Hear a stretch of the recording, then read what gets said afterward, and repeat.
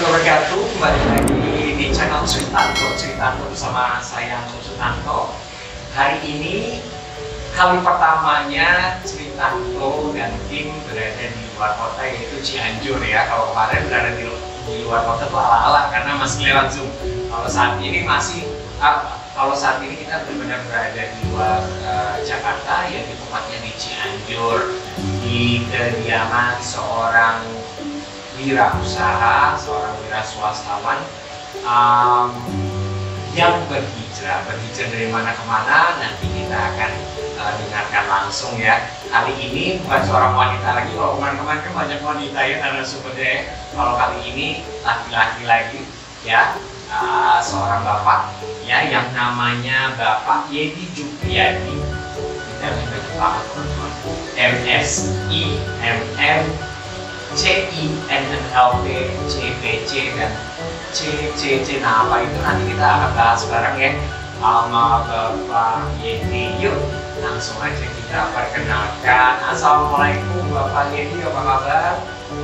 Alhamdulillah sehat. Enak loh rumahnya loh di Cianjur nih teman-teman. Kalau ke Cianjur ini daerah apa namanya Pak Yedi? Kalau yang rumahnya Kota Bunga. Kota Bunga. Oh, Kota Bunga. Memang masih nggak terlalu jauh dari Jakarta juga ya Pak. Tapi ini dinginnya tuh dingin. Kalau orang Jakarta udah dingin banget teman-teman. Enak banget rumahnya, ini langsung ada ke sawah. Bapak Yedi, terima kasih untuk waktunya mau berbagi di cerita bro. Nanti apapun yang Bapak Yedi akan berikan, insya Allah bermanfaat bagi teman-teman Cianjur. Ya, Pak Yedi, ini kan detailnya banyak banget nih dari MSI, MM, CE, CI, NNLP, CPC dan CCC. Boleh cerita itu dulu nggak Pak? Itu apa aja sih Pak? Ya dulu saya pikir mungkin saya sampai S2 lah. Dan kebetulan dalam perjalanan saya kan memimpin perusahaan, jadi salah satu banyak masalah dalam SDM, ngomong kita harus mencari ilmu lagi. Akhirnya kita coba mencari ilmu dari segi psikologis, dalam artian kejiwaan ya. Dan itu ternyata ada ilmu itu di hipnosis dan NLP. Itu ada NLP, jadi itu kan sebetulnya hipnosis itu tingkat struktur. Oke. Terus ada PCC, CPC itu kebetulan juga termasuk dalam permasalahan SDM. Di SDM itu yang performa itu biasanya banyak masalah di pribadinya. Jadi saya coba mencari ilmu tentang coaching. Coaching. Kemudian saya coba ikut coaching beberapa program. Nah, akhirnya dapat alhamdulillah akhirnya terbantu semua permasalahan SDM. Jadi intinya berangkat dari masalah sebetulnya. Berangkat dari masalah baru makanya punya berilmu ya, kita ilmu untuk solusinya ya Pak ya. Oke Pak, kalau tadi kan tentang detailnya Bapak Yedi ini. Nah, kalau sekarang backgroundnya sedikit Pak, sebelum Bapak menjadi seorang wirausaha itu backgroundnya itu apa? Dari mulai lulus kuliah aja deh Pak. Bapak ngapain aja sih sebelum akhirnya nyemplung sebagai seorang wirausaha? Saya sebenarnya lama bekerja. Dari kuliah itu saya bekerja di salah satu pemerintahan, Dirjen Pajak, gitu kan, selama 20 tahun lah ya, 20 tahun. Jadi dan sebelum itu juga memang sudah bisnis. Ya, dalam perjalanan saya memaksakan berhenti untuk konsep di bisnis. Berarti Bapak pegawai negeri Pak? Pegawai negeri. Oh, pegawai negeri. Ya, sebelumnya pegawai negeri. Dalam perjalanan, kayaknya akan bisnis gitu kan, adalah bisnis saja, rajin Kalau pegawai negeri itu, setahu saya itu, karena ada dua kakak saya juga pegawai negeri, satu kepolisian, satu kebetulan di Dirjen Pajak juga. Nah itu kalau pegawai negeri itu bukannya kalau misalkan mengeluarkan diri itu kena penalti, tidak ya? Oh, kalau yang ikatan dinas biasanya. Ikatan dinas, oke, ini yang bedanya ya. Kalau Bapak bukan ikatan dinas ya? Tapi kan sudah lewat. Oh, udah lewat. Rekaman dinas itu biasanya antara 3-5 tahun. Setelah itu boleh ya Pak? Oke. Kemudian bisnisnya waktu itu nyemplung pertama kali dulu apa tuh? Dulu banyak banget bisnisnya tuh, macam-macam dikerjain. Oh Pak, nggak ada ya? Apa lu mau nggak ada? Iya, gitu kan. Ya, dimulai dari konsultan pajak sendiri, saya juga ada mulai dari ada kargo, ada apa, media, gitu kan, ada rumah makan, gitu kan, konstruksi apa aja jadinya kalau peserta peluang ya saya ambil gitu, seperti itu. Agak gue kayak gitu juga misalnya. Oke. Lalu Ya seperti itu, jadi untuk tergantung peluang di depan ya kita jalanin. Lalu pada akhirnya mengerucut ke saat ini yang saat ini Bapak lakukan. Sebetulnya nggak mengerucut. Oh tetap. Semua bisnis saya tutup semua. Gitu. Nah ini yang kita mungkin mau tahu ya. Ya dalam perjalanan malah saya tutup semua bisnisnya. Karena emang karena tidak menguntungkan atau apa Pak? Sebenarnya menguntungkan sih, udah lumayan lah. Kasarnya minimal 100 juta sebulan, nah alhamdulillah gitu. Aduh, mau banget nih. 100 juta ditutup loh teman-teman, soal kita cari tahu kenapa. Tapi karena dalamnya banyak, pas waktu saya tahu tentang agama itu banyak salah, gitu. Pertama permodalan dari bank ya, dan kedua juga saya banyak di pemerintahan, banyak suap penyuap lah, suap menyogok dari suap ya. Dan belum yang lain lah, dan apa macam-macam lah. Pokoknya itu semua dilakukan semuanya. Karena dari sudah paham, iya itu peralatan ya, rumah sudah punya, mobil banyak, apa itu lagi itu, apa lagi itu gitu kan? Kalau cari uang aja kan ada habisnya gitu. Bismillah mereka ada tutup aja semua deh, karena semua yang berhubungan dengan kemaksiatan kepada Allah, terus saya tutup aja. Akhirnya ya, saya memulai kita masih awal, besarnya awal. Malah pada saat ini sebenarnya bisnisnya malah jadi guru bisnis gitu kan. Jadi pada dulu saya nggak pingin pulang, kalau langsung tuh nggak kepikiran, nggak kepikiran jadi apa, jadi trainer, malah nggak ada lagi semua. Ya sekarang ya seperti itu lah. Apa yang Bapak pelajari, apa mungkin dari satu ustadz tertentu atau dari satu buku tertentu yang bukan mengakibatkannya, yang membawa Bapak tuh ya udah deh gue tutup aja gue, karena kebanyakan mudorotannya daripada kebaikan itu apa ya, dari mana, dari seorang ustadz, dari seorang buku, apa yang mungkin bisa berbagi. Dulu sebenarnya awalnya itu ada satu training namanya UTHB. UTHB itu singkatan umat terbaik hidup berkah. Pas satu masuk di situ, nah habis itu mulai goncang, oh ini banyak kali gitu. Ini pas waktu ini salah ya. Dan akhirnya dari program UTHB itu, semua program yang ada di UTHB itu saya ambil semuanya. Itu masih ada nggak UTHB ya? Masih ada di Semarang kayak seperti ini. Oh, program di seluruh Indonesia. Biasanya dulu di Bogor, di Jakarta itu awal kantor waktu zaman saya ada di Jakarta di Bimo Kuningan gitu. Akhir Bimo ya. Sekarang sih yang pegang orang Semarang. Di sini sendiri kan. Jadi apa Pak artinya UTHB itu? Umat terbaik hidup berkah. Umat terbaik hidup berkah. Nanti saya juga akan tuliskan, mungkin teman-teman yang paling tahu kita bisa googling juga. Saya jujur juga tertarik juga ya untuk pengetahuan saya ya. Nggak ada yang kata terlambat nih kalau kita mau belajar ya, sebelum apa nyawa lewat dia keluar dari tubuh kita kan ya. Apa yang Bapak pelajari yang membuat ini salah? Bukan ya ini banyak mudorotnya, apa yang membuat Bapak benar-benar ada satu kata kunci mungkin ya akhirnya udah deh gitu. Ya, sebenarnya pas waktu mempelajari setelah ikut itu saya mempelajari muamalah. Kan dalam Islam itu ada dua hal yang dipelajari, bab ibadah, bab apa? Bukan apa? Islam apa itu ada dua. Ada biro mahdoh, apa? Ibadah mahdoh, ibadah biro mahdoh. Nah itu yang kebanyakan orang kan juga ibadah mahdoh.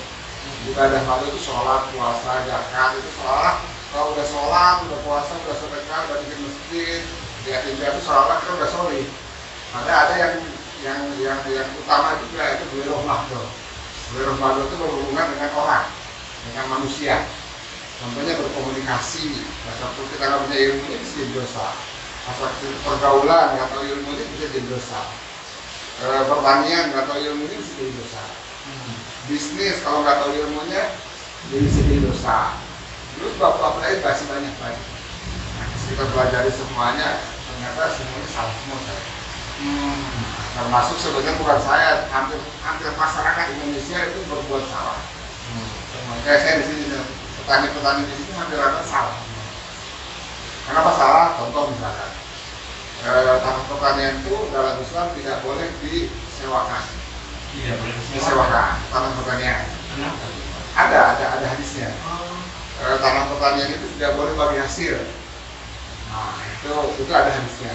Nah seperti itu ya salah semua. Karena saya punya tanah aja sekarang ke orang yang mau garap itu saya bilang saya akadnya tolong rawatin sawahnya. Mau ngasih syukur nggak syukur mau jadi masyarakat. Oh gitu, jadi tergantung akadnya juga ya Pak ya. Jadi bukan untuk tujuan komersil ya.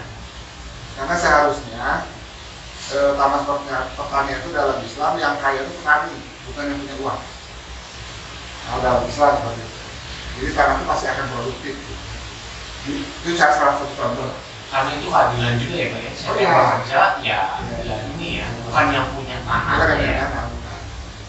Ini saya beruntung banget ya, saya punya channel ini, saya juga banyak ketemu orang seperti Pak Yedi ini, jadi saya juga dan mungkin juga teman-teman cerita itu juga ada masukan tentang bagaimana menjalankan sebuah bisnis yang barokah yang tidak hanya baik bagi di dunia maupun di akhirat.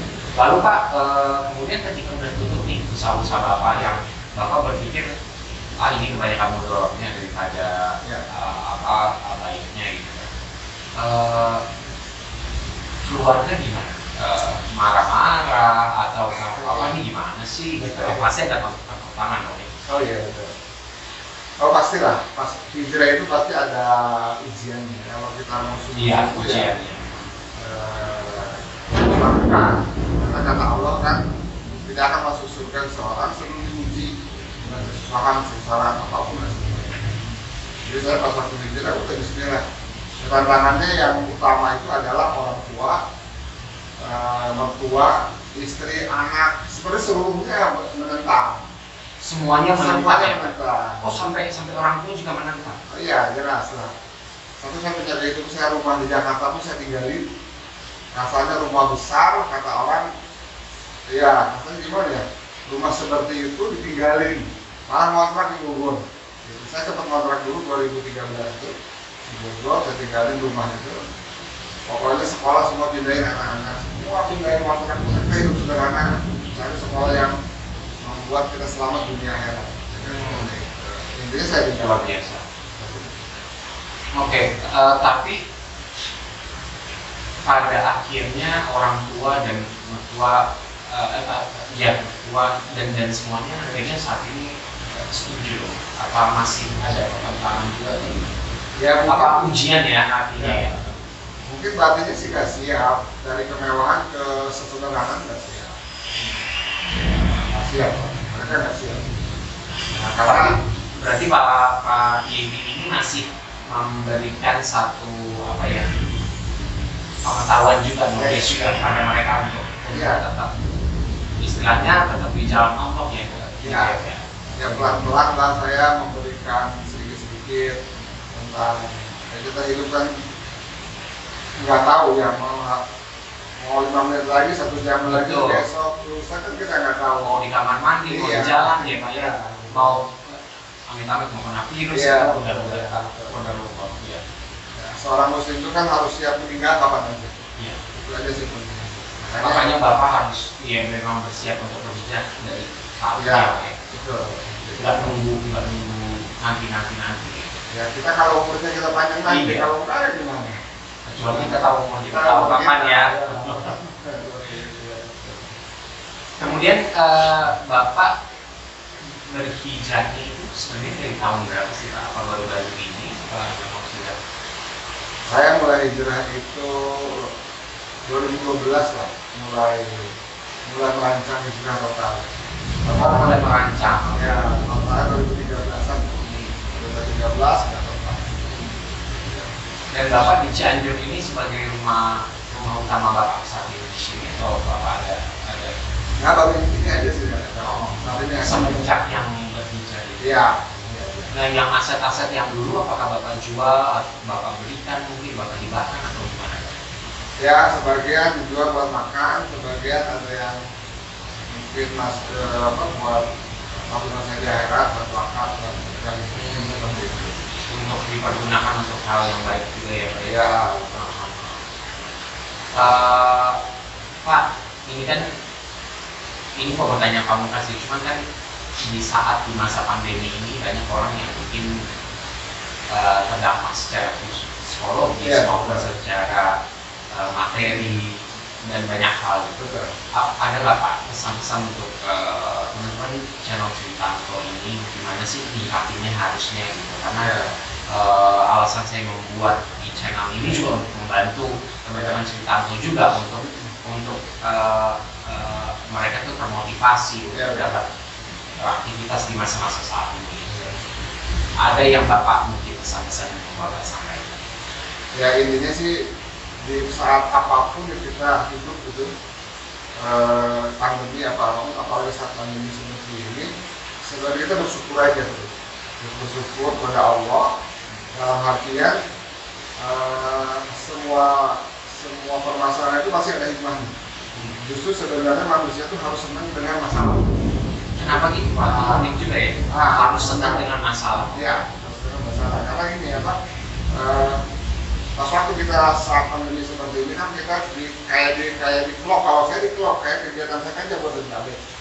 Pas waktu kayak di vlog, baru saya di rumah online permasalahan sini akhirnya KPD. Intinya manusia tuh kalau untuk supaya hidup terus sejahtera gitu kan, dan lima hidup kan bisa hidup kan. Ini kita bergerak terus bergerak tiap harinya. Doa bergerak terus. Apapun pergerakannya mau dari rumah, mau keluar terserah sebisanya mungkin. Karena pas waktu kita nggak bergerak, nggak ada usahanya, ya Allah juga nggak bakal nolong. Jadi pas waktu kita bergerak keluar untuk berusaha, insya Allah akan ngasih jalan. Walaupun nggak boleh keluar, tapi kita bergerak kan apapun juga ada bisnis yang memang dari online juga ya Pak. Iya. Intinya itu ya. Apapun sebetulnya. Karena pas waktu kita ketutup satu pintu rezeki, kan ada pintu lain. Makanya jangan fokus ke yang tertutup itu, tapi cari pintu yang lainnya. Insya Allah pasti ada jalan keluar. Emang kalau pas waktu kita jiwa kita banyak negatif, biasanya pas waktu kantor kita tutup yang di awal itu ngeluh dulu. Betul. Pas waktu udah ngeluh, khawatir, takut, ya udah depresi, stres.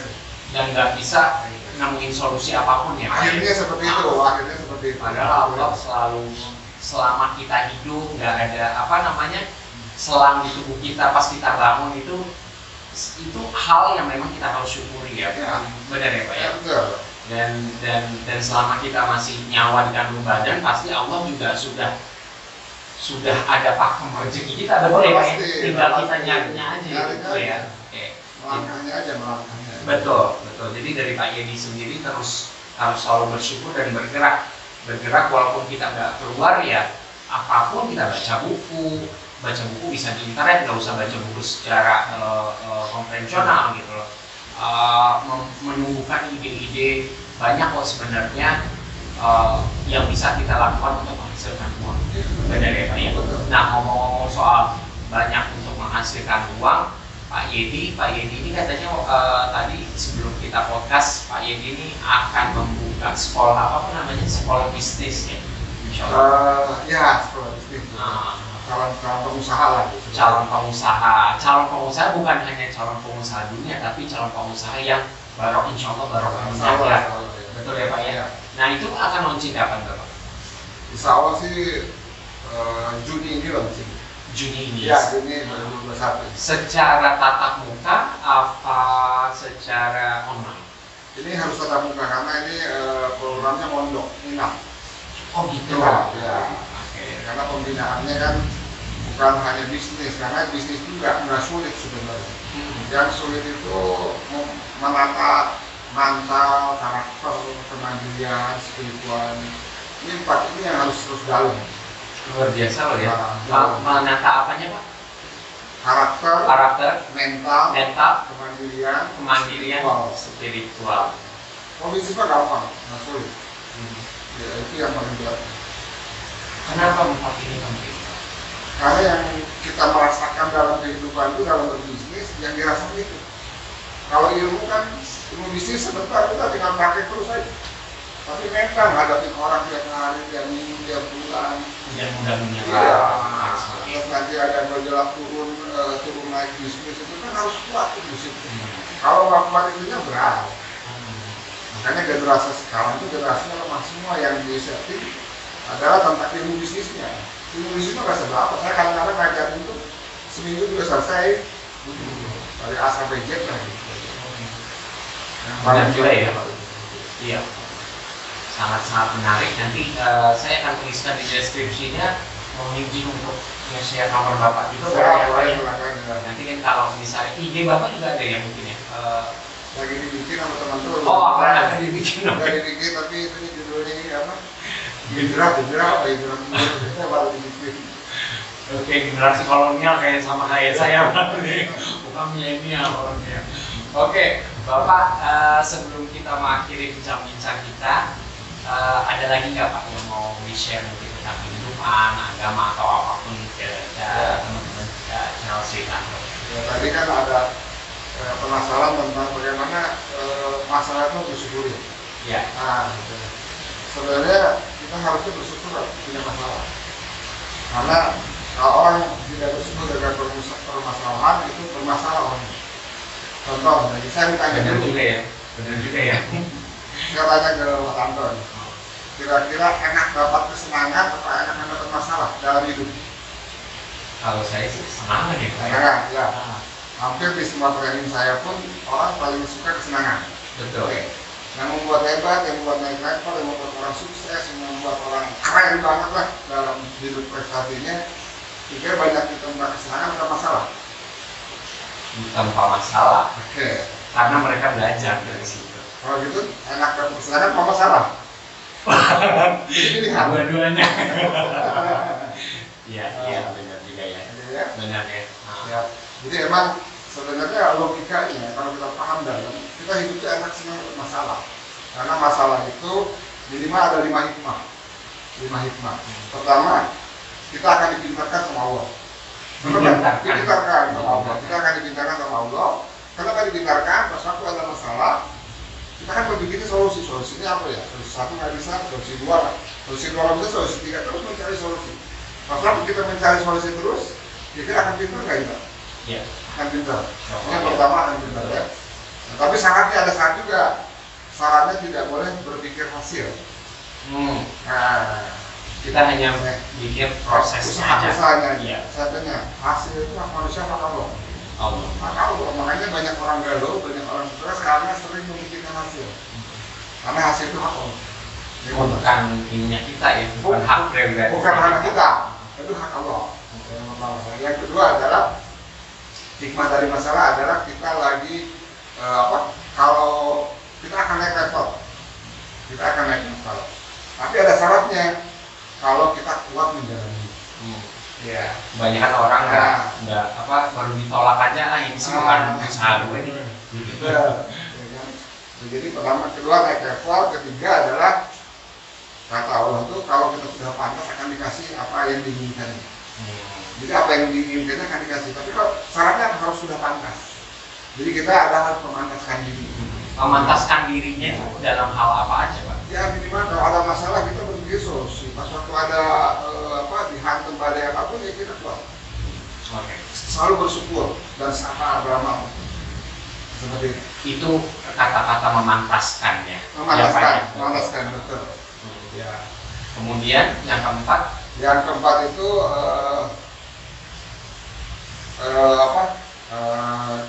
yang keempat adalah kita akan berpikir lebih dewasa dan bertindak lebih dewasa. Waktu kita sering banyak masalah, jadi kita akan lebih dewasa dan berpikir dan bertindak. Tidak semena-mena ya, maksudnya nggak main asal ngelakuin sesuatu tapi berpikir. Dan yang terakhir, saya jadi lupa. Saya jadi lupa. Tapi emang benar kan, kita kebanyakan manusia itu hanya maunya kesenangan. Tapi kalau misalkan kita terus-terusan diberikan kesenangan, kita nggak mungkin jadi pintar, kita nggak mungkin jadi mawas diri dan bisa mungkin sabar dan lain sebagainya. Ini saya pribadi saya sangat beruntung banget, alhamdulillah saya memutuskan untuk membuat channel Cerita Anto ini di tengah-tengah kesibukan saya. Saya bersyukur sekali bertemu seperti seorang yang kayak Pak Yedi. Terima kasih banyak Bapak untuk ilmunya, dan teman-teman Cerita Anto lihat deskripsinya tentang sekolah pengusaha yang barokah dari Bapak Yedi. Nanti silakan dicatat juga nomornya, dan juga nanti saya akan selalu update IG-nya Pak Yedi ya Pak ya. Boleh ya. Ada lagi Bapak yang mau di-share selain yang tadi? Ya, saya mungkin dalam waktu dekat akan membuka sekolah pengusaha, tapi mulainya SMP.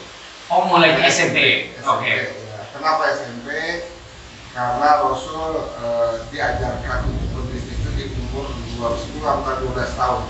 Berarti pas waktu balik. Kalau sekarang masih sekitar SMP ya. Nah, jadi itu cerita apa ya Pak? Saya jujur baru dengar juga nih ilmu baru. Itu kalau cerita apa ya Pak?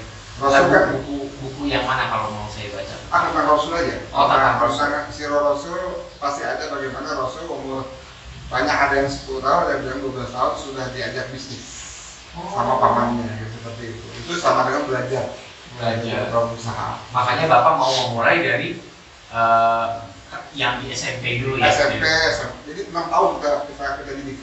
Oh, 6 tahun. Saya pikir itu cuma 6 tahun. Berapa bulan? 6 tahun, karena yang berat itu yang tadi bukan itu.